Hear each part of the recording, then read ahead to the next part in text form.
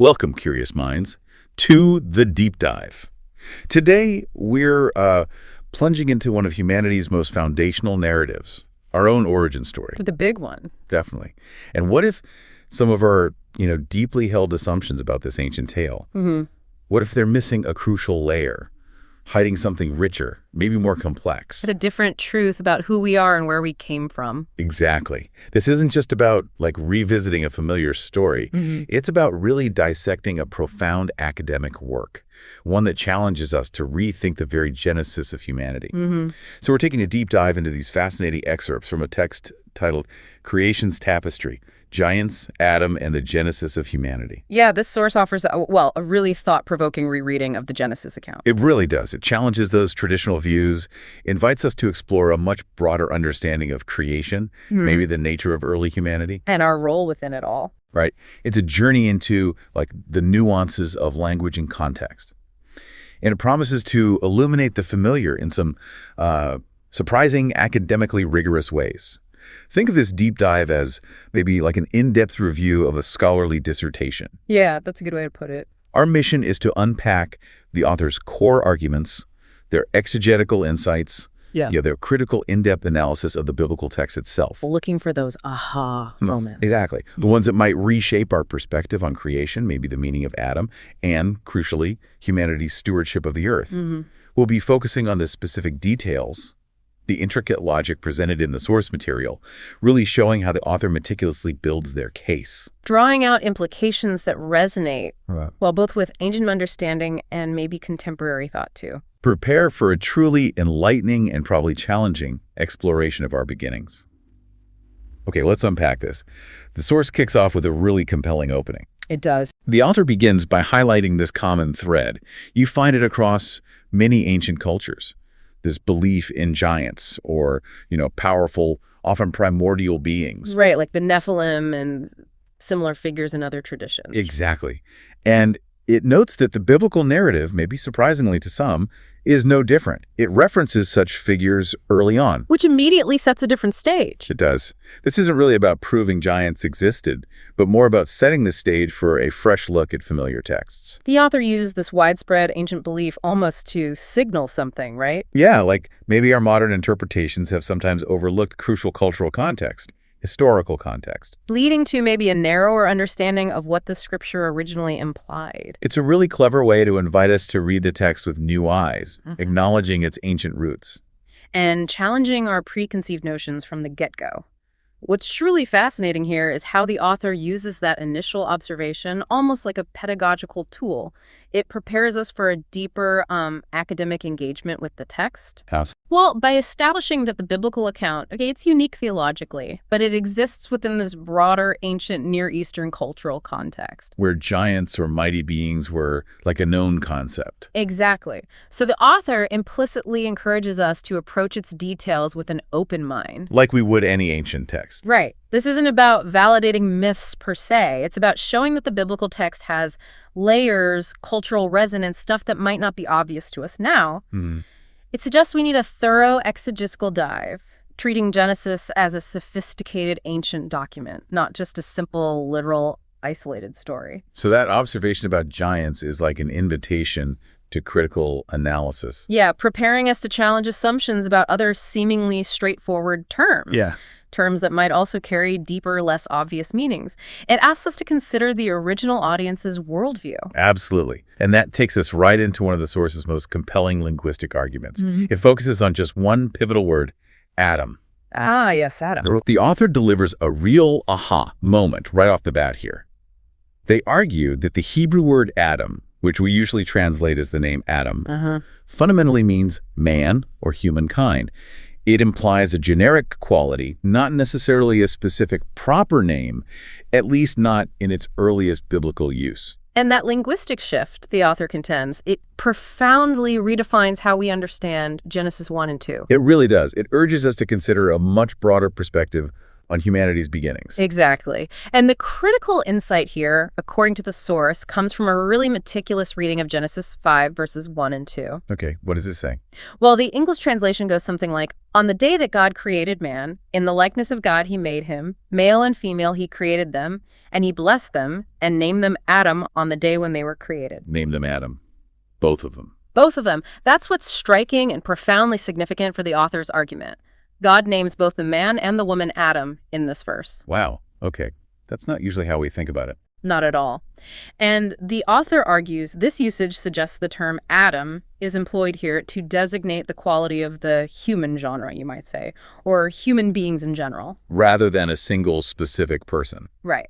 It functions as a collective noun, an identifier for the species itself at this early stage of the narrative. That challenges centuries of interpretation focusing on one individual. It really does. It opens up a much broader understanding of our origins. So this immediately, and quite radically, challenges the common assumption that Adam was the proper name of the first individual male right from the start.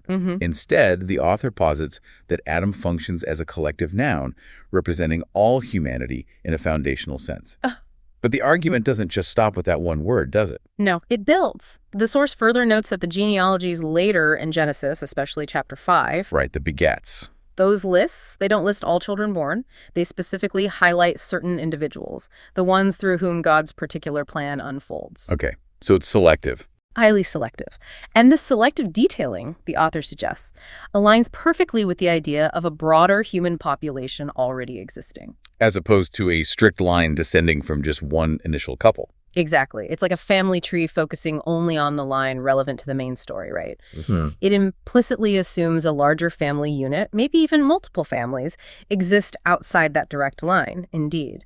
The selective nature of these genealogies serves as crucial textual evidence supporting the idea that the biblical narrative isn't aiming to give us a comprehensive demographic record of all early humanity. It's more focus. It's a focused account of a particular lineage playing a specific role in God's redemptive plan.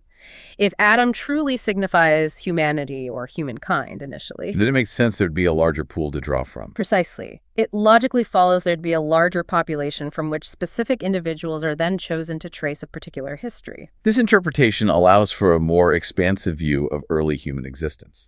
It moves away from the confinement of a single isolated couple being the sole progenitors of all early humanity.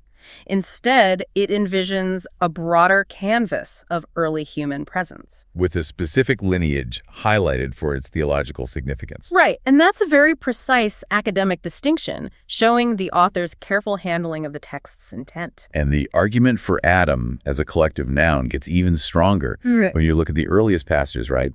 For Genesis 5. The term Adam isn't actually used as a proper name at all. The narrative consistently refers to the man and the woman. Hadam and Hesha. Right. The source emphasizes this impersonal impression the text apparently creates in these opening chapters. It states, it could be any man or any woman. And that seemingly small detail, when you subject it to close exegetical scrutiny, it carries enormous weight for the author's interpretation. It hints at a more generic, universal application. It absolutely does. This impersonal phrasing the author suggests isn't just a stylistic choice. It's a deliberate narrative approach. Setting the stage for something. Setting the stage for a truly provocative hypothesis, the author posits, perhaps this means that in the garden before original sin, there wasn't just one couple. Wow. That's big. This is where the academic insight really reconfigures our mental landscape. It proposes a scenario where Eden wasn't solely populated by a single pair, but maybe by a community of early humans. And the use of the man and the woman supports that. It does, because it allows for a broader application beyond just two individuals. It forces us to reconsider that traditional idyllic image of an isolated pair. And embrace a potentially more communal beginning for humankind. This hypothesis fundamentally challenges a long-held view. It pushes us to ask what this broader population would imply for the story of the fall itself. Here's where it gets really interesting. Yeah. This really asks us to rethink fundamental assumptions. Mm-hmm. If Adam wasn't a specific individual from the start, but a collective term, Mm-hmm. and if the Garden of Eden held more than just one couple, how profoundly does that alter our mental image of humanity's iconic beginning? It completely changes it. It transforms it from a story of isolated individuals to one of a nascent human community right from the very start. Which is a radical reinterpretation. It has significant implications, not just for theology, but for our understanding of human nature, society, even the nature of sin itself. Shifting from a purely individual act to something impacting a broader existing population. Yeah. It's like a conceptual earthquake from many traditional readings. And this raises an incredibly important question, pushing the bounds of traditional inquiry. By shifting from a specific name to a generic descriptor for humanity. What deeper insight might the original text be trying to convey? Right. About human nature itself. Does it suggest that human nature collectively was present and endowed with the divine image from the outset? Rather than being solely encapsulated in one named individual. Exactly. This interpretation encourages us to see the early human state not as solitary, but communal, where the blessings and responsibilities of being Adam were shared among a nascent population. Which also implies the fall might be different. It could represent a collective event, maybe? Or a defining moral crisis for a segment of this early humanity, rather than solely the personal transgression of one man. The author meticulously constructs this argument, inviting us to see the communal implications woven into the very fabric of the Genesis narrative. Okay, moving on. The source takes us to Genesis 2, verses 21 to 24.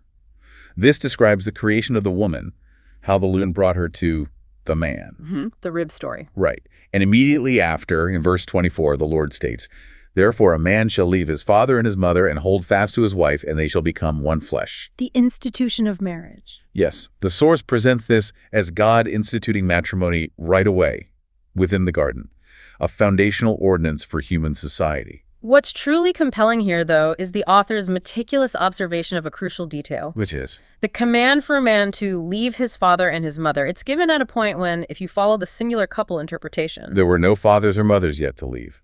Exactly. This detail isn't just a narrative anomaly. The source interprets it as God instituting a divinely ordained pattern for future human society and relationships. Not just describing the immediate situation of that one pair. Right. It's a foundational instruction for the burgeoning human race, indicating that families, societal structures, they were anticipated and guided by God from the start. And giving that instruction so early. It strongly reinforces the idea of a broader human population for whom such a command would be immediately relevant as they started forming families, extending their lineage beyond the first generation. It's an instruction that sort of presupposes a multi-generational human presence already. And the source is careful to point out a crucial absence in this foundational narrative about marriage. No names yet. Exactly. It is not said in this text that the man was named Adam, much less that the woman was called Eve. That absence of specific proper names right here. It reinforces the author's central idea. These initial figures represent humanity generally, like archetypes. Not specific named individuals yet. It keeps them in that universal context, making the early narratives more broadly applicable to humankind. Indeed, the specificity of naming, the author argues, only comes later, and it comes with profound significance. Like with Eve. Exactly. The name Eve is given to the woman only after the original sin, specifically in Genesis 3:20, where she's named for being the mother of all living. Okay. The author speculates this designation suggests Eve was probably the mother of all the sinful race that would follow. So, progenitor of humanity in its post-fall state. That's the idea. And it's not just an idle thought. It's a significant interpretive leap. Then the source makes an even more striking argument. Go on. But we cannot affirm which woman was seduced by the serpent, since we believe that God created several men and women who inhabited the garden. Okay, so connecting back to the multiple couples idea. Right. It highlights the author's conviction about that larger early population. The identity of which woman, they argue, is of lesser importance before the fact itself, the fall. The event is more important than the specific individual. That's the argument. She was only named after the fact of sin, implying the act and its consequences for humanity are paramount, not the individual identity of the woman who first succumbed. That's a crucial academic distinction, shifting focus from a single character to the broader human condition. So it's not about which specific woman, but the profound significance of the fall itself and its impact on a broader human population. And similarly, the name Adam. Same pattern. It's not explicitly cited as a proper name in these initial chapters. Every time the man is spoken of, it's just that a generic designation. Adam. The name Adam also appears only at this moment, after the fall, now bearing, as the source says, more the sense of a proper name. It suggests a monumental shift in the narrative's focus and purpose. Precisely. The author articulates this transformation very clearly. Thus, any man became Adam and his wife became Eve. From generic to specific. Exactly. From this point forward, the text starts talking about genealogies, specifically the genealogy of this particular Adam. Indicating a narrative transition. Yeah, where generic humanity becomes personified in specific individuals whose choices have profound, lasting consequences. It's as if the fall necessitates a shift from the general to the particular. To trace the lineage of a specific branch of fallen humanity. Right. This academic approach offers a compelling explanation for why the narrative then focuses on Adam and Eve as the progenitors of a sinful race, maybe distinguishing them from other unnamed human groups existing simultaneously. It's a brilliant piece of textual reconciliation, trying to make sense of those shifts in the text. So what does this all mean for how we understand the Genesis narrative? It suggests a profound transformation in how these figures are presented. They move from representing humanity as a general concept to embodying specific individuals whose actions have far-reaching consequences, maybe for a lineage within humanity. It's not just a minor textual tweak. No, it's a reframing of the entire Genesis story, focusing on that moment when a generic man and woman become the archetypal Adam and Eve who bear the weight of the fall. And from whom a specific subsequent line of human history is traced, which raises an important question for scholarly inquiry. Does this shift from generic man and woman to proper names, Adam and Eve, after the fall, signify? Well, what does it signify? A focus on individual accountability within a larger human context. Or maybe a symbolic representation of humanity's post-fall state, but primarily concerning a specific ancestral line. The author's argument seems to lean towards a blend of both. These specific individuals become the focal point for the consequences of sin for all who would follow in their lineage, while carefully acknowledging that a broader human population might have existed concurrently. Right. It's about how the divine narrative, in its academic and theological intent, chooses to track the consequences of a foundational moral choice through a specific named lineage. Rather than giving a comprehensive history of all early humans, that's a powerful shift in perspective. It really expands the scope of the early Genesis narrative.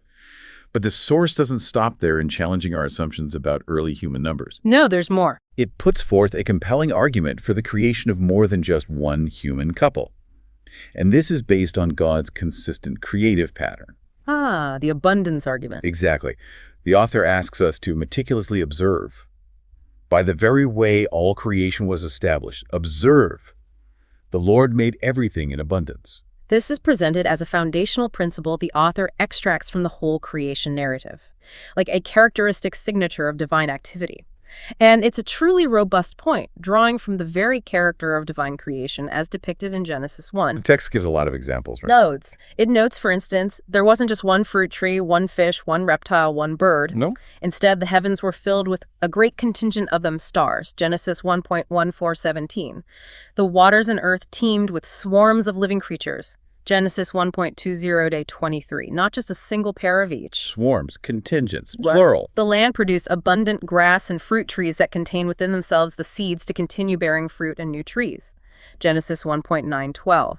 This pervasive theme of overflowing plenitude, of creating in vast quantities. It's evident in all other aspects of creation. It sets a very strong, consistent precedent for how God operates. It's a pattern, a divine signature that the author suggests must also apply to humanity. And it's not just the sheer quantity, but the divine command itself reinforces this, doesn't it? How so? Well, God didn't just create in great quantity.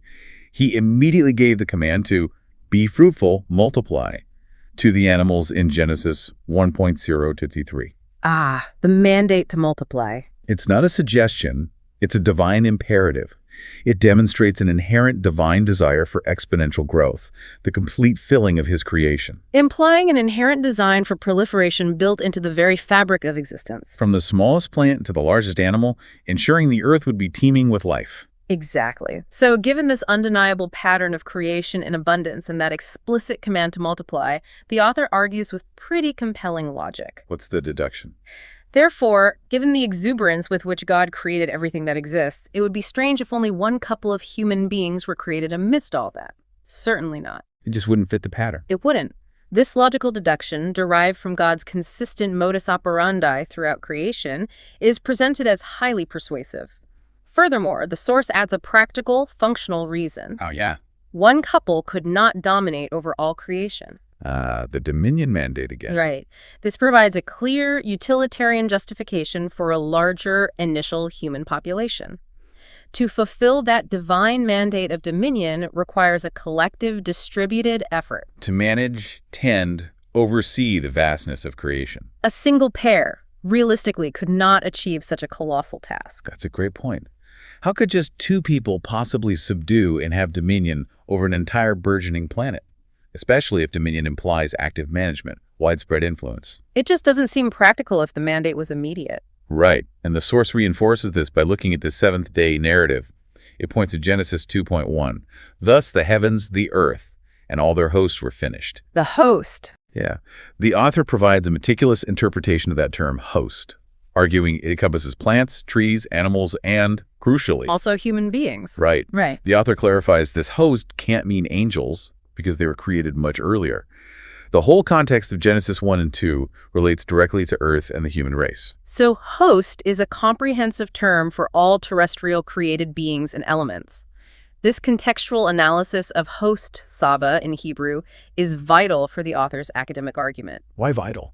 By explicitly excluding angels and firmly placing host within the context of terrestrial creation, the author strengthens the case for an early, abundant human population being part of God's completed work on the sixth day. It's not just an arbitrary interpretation. No, it's a careful exegetical reading of the text, considering internal consistency, thematic coherence, the idea that humanity, as part of this finished host, was also created in abundance. It aligns perfectly with God's overarching pattern of creation. It's a robust, academically grounded argument built on textual evidence and logical inference. It shows the author's commitment to internal consistency within the biblical narrative. And if that wasn't enough textual evidence, the source presents a truly crucial piece of information that directly challenges the one-family-only idea from the outset. The Cain argument? Yes, from the narrative of Cain in Genesis 4. Yeah. After Cain killed Abel, he became a fugitive, and he expressed this profound fear. What was the fear? He said that whoever found him would kill him. Whoever found him. Right. This isn't a vague fear. It's a specific apprehension that immediately implies other people existed in the world beyond his immediate family, Adam, Eve, himself. It absolutely does. This narrative detail, often kind of glossed over in more traditional readings, is a cornerstone of the author's argument. It implies more people were around. The source argues Cain's explicit fear strongly implies the existence of more people living on Earth and not just the family of Adam, Eve, Cain, and Abel. And God's response further solidifies this. He places a mark on Cain, explicitly ensuring he wouldn't be harmed. And states that whoever killed him would be avenged sevenfold. This divine protection against others encountering and killing Cain, it provides undeniable textual evidence that the world was already populated beyond the immediate family unit typically envisioned. It's a detail often overlooked in more literal, limited interpretations. And the author treats this as a logical deduction from the text itself, showing that meticulous scholarly attention to narrative coherence. This is truly one of those aha moments. It directly challenges a common, very narrow interpretation of early biblical demographics. Yeah. If Cain feared others, there must have been others. It instantly expands our mental picture of that nascent world, makes it far more dynamic, complex, populated than we often imagine. This single verse, when unpacked with academic rigor, becomes a cornerstone for the author's argument. It shows how a close reading can reveal surprising implications that reshape our whole understanding. It forces us to reconsider the scale and scope of Genesis's initial narratives. What's truly fascinating here is how the source meticulously uses internal textual evidence to build this coherent argument for a broader, more populated world right from the start. It's not external speculation. No, it's careful exegetical analysis of what the text itself implies through details, narrative choices. This raises an important question for academic study. Which is? How does acknowledging a larger early human population impact our understanding of, say, the spread of humanity? The early challenges these communities faced, even later narratives about building cities, developing distinct cultures in Genesis. It completely recontextualizes those stories. It moves beyond the confines of just one isolated family struggle. And it's a final grounding detail in this section. The source gives us that interesting geographical context for Eden. Ah, Mesopotamia. Right. It states Eden probably was situated in the region of Mesopotamia based on the biblical mention of the river branching into 4 arms: Pishon, Gihon, Tigris, and Euphrates. 2 of which we still know today. Exactly. This isn't just a casual aside. It grounds the narrative in a recognizable ancient world setting, adds tangibility. It indicates a world already geographically defined and understood by the original audience. It moves Eden from some mythical, unlocatable space To a place within the ancient human geographical consciousness. And this geographical anchoring reinforces the author's overarching academic argument. The Genesis narrative isn't a detached, purely mythical tale. It's situated within a real context. A discernible historical geographical context that would have been familiar to its original audience. The presence of known rivers like the Tigris and Euphrates places the story firmly in that ancient world. Suggesting a connection to existing human civilizations' geographical understanding. Right. This detail adds another layer of realism and depth to the author's overall reinterpretation. It shows that even the most seemingly fantastical elements of Genesis have roots in a tangible world. And that we're invited to explore them with intellectual rigor, like an academic historian or archaeologist would approach any ancient text. Okay, let's shift gears now. Let's consider God's grand design through the lens of divine affirmation, focusing on that recurring phrase, "It was good."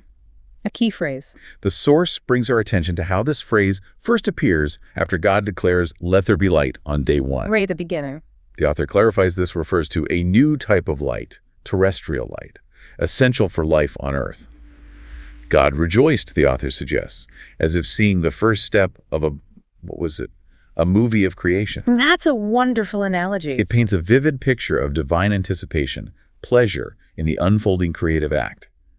This precise textual observation lays the groundwork for understanding God's profound satisfaction with his creation. And the author notes a significant, meticulous pattern here that speaks volumes about divine intentionality. What's the pattern? The second day, characterized by the impersonal preparation of the environment, separating waters above and below. Right. That day does not include the phrase, "it is good." Oh, interesting. Why not? The absence is crucial. It suggests this was foundational structural work, maybe less about immediate beauty, more about setting necessary conditions for life. All right.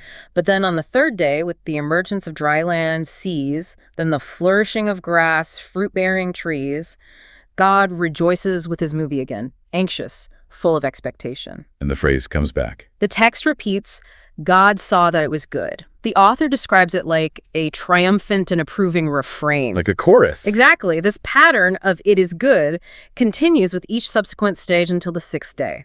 It profoundly emphasizes God's love of the one who created all. It's a rhythmic, joyful affirmation of the unfolding beauty and function of creation. And then the culmination.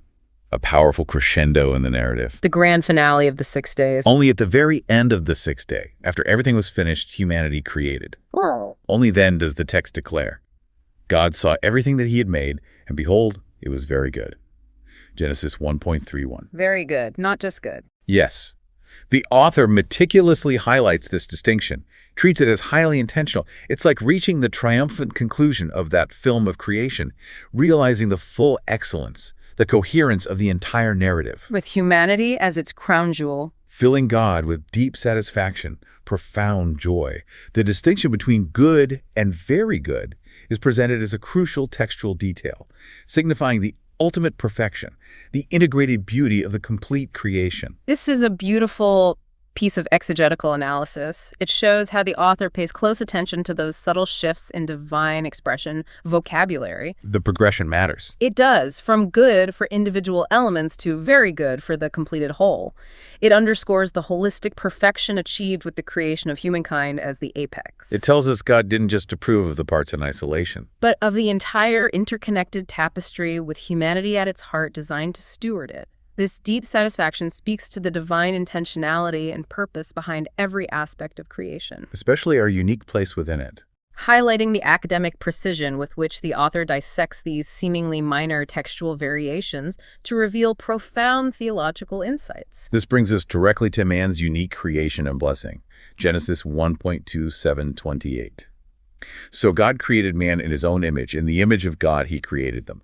Male and female, he created them. The imago Dei. Right. The source notes man receives the same initial blessing given to the animals. Be fruitful, multiply, fill the earth. Establishes a commonality, a shared purpose for proliferation across all living things. That's right. However, humanity's blessing goes, as the source says, a little beyond this general mandate. There's more for humans. The specific command continues, and subdue it. Rule over the fish of the sea, over the birds of the sky, and over every creeping thing that creeps on the earth. Genesis 1.28. Subdue and rule. Dominion. This added dimension sets humanity apart. It's absolutely crucial to the author's argument about our unique, elevated role within creation. It's a specific instruction. Yeah. A mandate distinguishing our relationship with creation. Implying a profound responsibility that demands closer inspection. And the author meticulously dissects what this dominion truly entails. And there's that subtle yet profound change that occurs after man's creation, which the source meticulously highlights. The name of God. Exactly. From this point forward, the text no longer refers to God simply as God, Elohim, but as Lord God, Yahweh Elohim. This seemingly minor change in nomenclature. The author argues it carries immense theological weight. It marks a critical shift in the divine-human relationship. Indeed. The source argues there's a direct implication in this term, which shows a crucial difference in the relationship of man with his Lord, which does not happen with all the rest of creation. Yeah. It signifies a unique, direct, intimate relationship, one marked by covenant responsibility, where God is the Lord of man. And man, in turn, is to be Lord of the earth. But how? According to divine precepts, that's key. It establishes a hierarchy of responsibility, a covenantal relationship distinct from God's interaction with the rest of creation. So this is where humanity's role as steward really solidifies. Moving beyond mere existence to active, accountable governance, all under the authority of Lord God. The academic rigor here lies in showing how a seemingly small change in divine name carries such vast implications for our assigned role. And this unique relationship, God as Lord God to humanity, leads to a critical deconstruction of what dominion truly means. Getting into the ethics of it. Right. The author meticulously clarifies this dominion over creation is not a license for indiscriminate destruction, exploitation, cruel subjugation. No, it carries deeply ethical implications. It emphasizes dominion means using animals for sustenance, for food, but never for sport or pure malice. The author is quite stern, mistreatment unthinkable. And explicitly states this does not please God. The author is very clear about the profound ethical boundaries of this power, directly challenging interpretations that permit wanton destruction or cruelty. Absolutely. The author stresses that man, as the king of creation, is to reign as a gift received from the Father. A gift, not a right to abuse. Precisely. Created in the image and likeness of Elohim, God-man was imbued with spirit, which, by its very nature and origin, cannot be against God and his creation. Our spiritual dimension aligns with God's purpose. That's the idea. Our inner being, imbued by God, is meant to align with his creative, sustaining purpose, not subvert it. The source explicitly connects the groans of creation, that powerful biblical image of nature suffering. Romans 8. Right. Connects it to a world like ours, corrupted and destroyed by sin. This highlights that such destruction is incongruent with humanity's original design and purpose. It's a profound academic and theological call to reevaluate our actions. This analysis transforms dominion from a simple command into a complex ethical responsibility rooted in our divine likeness. So dominion, when properly understood through this author's lens, means nothing less than the guardianship of the earth, the guardianship of the planet's resources. Which inherently implies the responsible use of these resources. It's a vital redefinition. It transforms a potentially exploitative term into one of sacred duty, profound ecological responsibility. It's about nurturing and preserving, not destroying or squandering, God's precious gift. This interpretation places humanity in a truly unique position, both beneficiary and protector.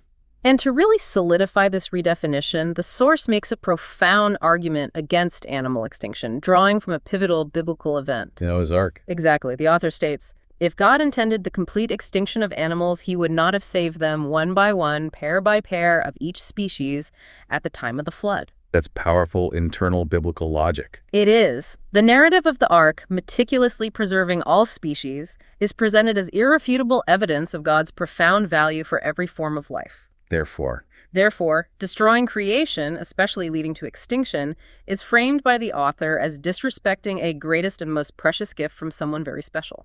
This detailed analysis truly elevates dominion into a sacred trust. Directly linking our actions to divine will, valuing biodiversity as an intrinsic part of God's ongoing creative plan. It's a very robust theological argument with significant contemporary relevance. What's truly fascinating here is how the source meticulously uses internal biblical logic, narrative details, to redefine a concept that's so often misunderstood. Transform and dominion. From a perceived right to exploit into a profound, sacred responsibility. It's not about what we can do, but what we should do in alignment with divine intent. This academic approach, deconstructing a single term, tracing its implications across the narrative. Culminating in this powerful message about preservation, it's incredibly illuminating. Shows the depth you can uncover with careful scholarly analysis. And this raises an important question, especially today. In a world grappling with ecological crises, climate change, the ethics of human intervention in nature. What practical lessons can we draw from this ancient understanding of stewardship? How does this re-envisioned dominion challenge our modern practices, urge us towards a more conscientious relationship with the planet and its inhabitants? The author's work offers a profound ethical framework, suggesting our current environmental challenges aren't just scientific or political, but deeply spiritual, rooted in a misinterpretation of our original mandate. It calls for a profound shift in our collective mindset, seeing ourselves as guardians, not mere exploiters. Okay, finally, let's explore the author's reinterpretation of creation's chronology. This is often a point of tension, right? Faith and science. The days of creation. Right. The source addresses the interpretation of these days. It acknowledges even if they can be taken in a literal sense, 24-hour days, for there was evening and morning. And acknowledging God can do all things.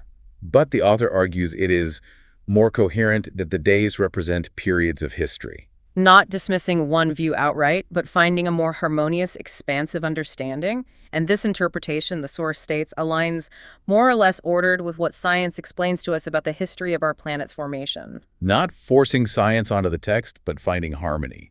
Right, allowing for both theological truth and scientific discovery.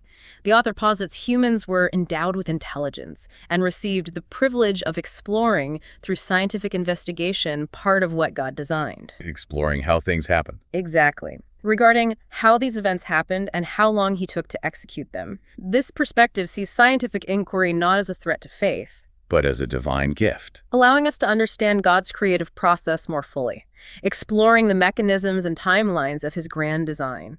It reframes science almost as a form of worship, a deeper appreciation of divine artistry. And that earlier analogy, God viewing creation as a film, it subtly supports this optical interpretation, suggesting a grand, unfolding narrative rather than discrete, rigidly time-bound segments. This is a fantastic example of the text bridging ancient narrative with modern scientific understanding. Not as contradiction or forced reconciliation, but as complementary ways of knowing and appreciating the divine creative process. It allows for both theological depth and scientific rigor to coexist, enriching our overall understanding of origins without intellectual compromise. It's a powerful argument for how faith and reason can coalesce in our pursuit of truth. So what does this all mean for us as contemporary learners? It raises an important question. By understanding the days as broader periods, epochs, does it invite a more harmonious, enriching dialogue between theological narratives and scientific discovery, allowing us to appreciate the magnitude of creation without being constrained by overly literalistic interpretations? The author's academic approach suggests faith and science aren't necessarily at odds. They can offer different, yet equally valid, lenses through which to marvel at the same incredible creation. Fostering a richer, more integrated understanding of our world and its origins. Inviting us to see the divine hand in both the sacred text and the natural world revealed by science. It's an invitation to a more comprehensive, intellectually satisfying worldview. So we've taken quite a deep dive into creation's tapestry today, meticulously exploring its compelling, academically rigorous arguments. We covered a lot of ground. We saw how the Hebrew term Adam might signify humanity collectively, not just one individual initially. How details like Cain's fear, God's abundant creation, point to a more populated early world than we usually assume. Mm-hmm. We also profoundly re-examined dominion, understanding it not as exploitation, but as sacred, responsible stewardship over God's gift. a crucial redefinition. And finally, we considered that dynamic interpretation of creation days as expansive historical periods, inviting a richer dialogue between faith and science. This deep dive really illustrates the immense value of a close analytical reading of these foundational texts. It shows how that rigorous academic approach, like dissecting a scholarly dissertation, Can reveal profound layers of meaning we might have overlooked, offering fresh insights into ancient beliefs, human nature, our relationship with the divine and the natural world. it proves there's always more to learn, more to uncover. Even in the most familiar stories, when we approach them with intellectual curiosity and a willingness to challenge assumptions based on careful textual evidence. So, as you reflect on these insights, maybe consider this. If our understanding of humanity's very beginning, our earliest ancestors, is indeed more communal, And our responsibility to creation more profound than traditionally taught. how might these re-envisioned origins reshape our collective purpose, our ethical obligations in facing the complex challenges of our world today? What new questions does this provoke about our shared journey as the human race? And how does this deeper dive into ancient texts, through a scholarly lens, inform our contemporary decisions about stewardship, community, and ultimately our place in the unfolding story of creation? Lots to think about.